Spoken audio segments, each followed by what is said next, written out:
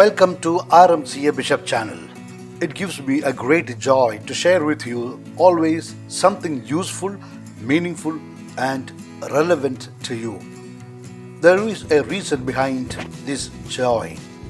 You know, there is a lot of noise in the world. We do not know of all what we hear which one is going to be useful and which is not. This is what leads us to some kind of confusion.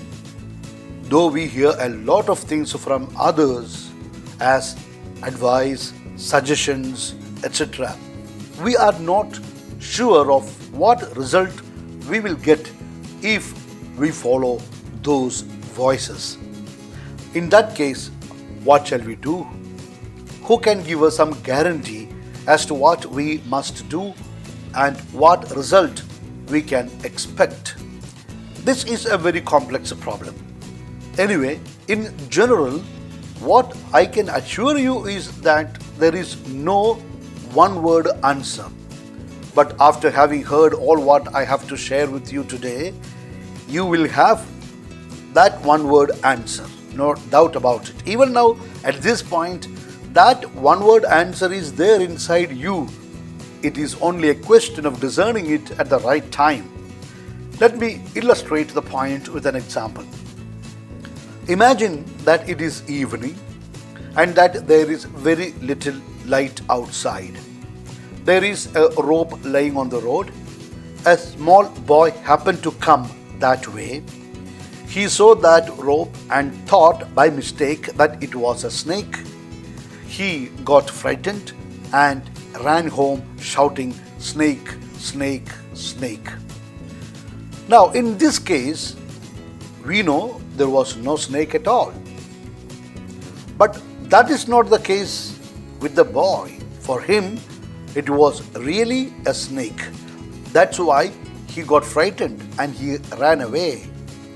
Therefore, there is every possibility for that boy to wake up in the middle of the night shouting aloud, "Snake, snake," etc.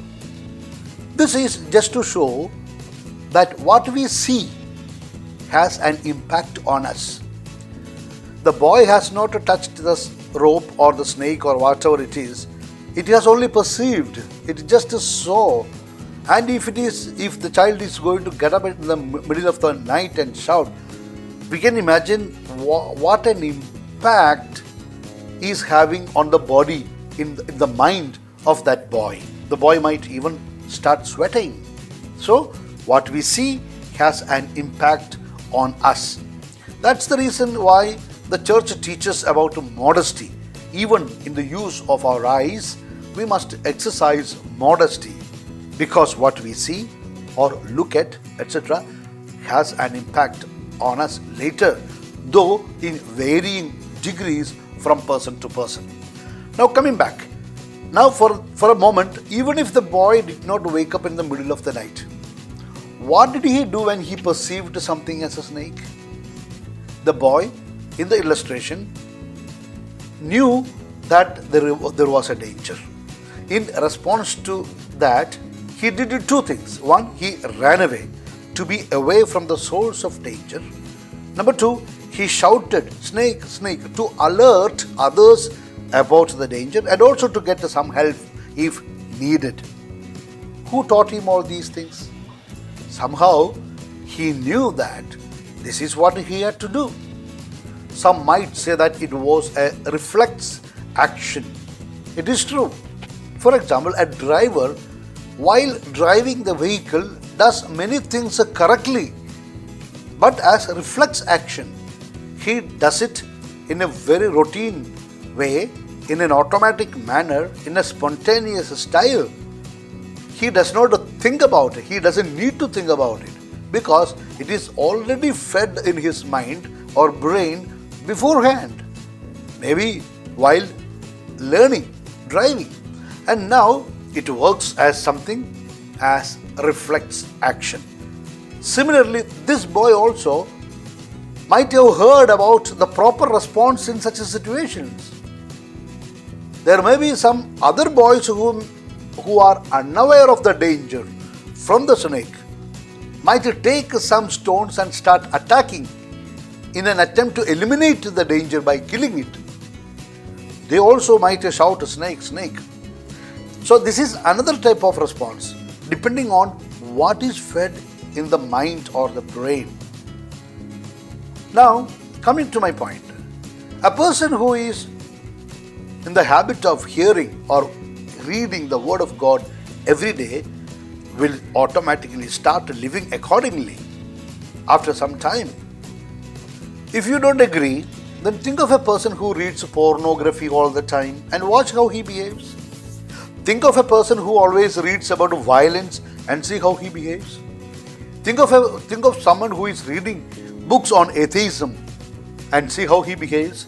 That's why there is a saying in English, tell me what books you read and I will tell you what type of a person you are. Tell me the books someone reads, I will tell you about his character. This is spoken by wise people from experience of life. So, what is fed into the mind will come out automatically in the form of action. If you sow in the ground a seed of mango, only a mango tree can come up. It is foolish to think that you sow the seed of mango and expect a coconut tree to come out. Reading and listening is like sowing. What you read or listen now comes out in actions later. Whatever dominates your mind from what you read will naturally come out as reflects action. This is the meaning of what we read in Isaiah 30:21. Whether you turn to the right or to the left, your ears will hear a voice behind you say, "This is the way, walk in it." This is not a magic thing like. This is because a person who is in the habit of listening to the Word of God will hear the same when that person is some need. So keep reading the Word of God and listening to spiritual talks regularly. By reading the Word of God and listening to spiritual talks, what we do, we are sowing in our minds what God wants us to do in each and every different situation that we find ourselves in. Then our response will come just like reflects actions, right actions, spiritual actions, noble actions, etc. This is the point I wanted to make. What we hear continuously goes into our mind or brain, and then it will come out as a reflection action later. Therefore, we want good actions to come out of us, then we need to deliberately feed our mind with the good thoughts, spiritual thoughts, and noble thoughts. The reflex action is the fruit of that conscious feeding of good spiritual and noble things, thoughts into our brain. Probably you might have noticed, or today you will surely hear me saying at the end of this talk to listen to my talks. I propose to listen 2 talks daily. This is a conscious feeding of good spiritual and noble thoughts into our minds, our brain. I am preparing the material for the talks with that goal in sight. I am hoping that once a person listens to RMCA talks daily, which are small in length and full of good and correct teachings of the church, that person will be filled with a lot of small faith tips for taking correct decisions in life, which will lead him to peace, love, and joy. Confusion will disappear from his life. That's all for today, my dear. Now I am going to give you my blessing.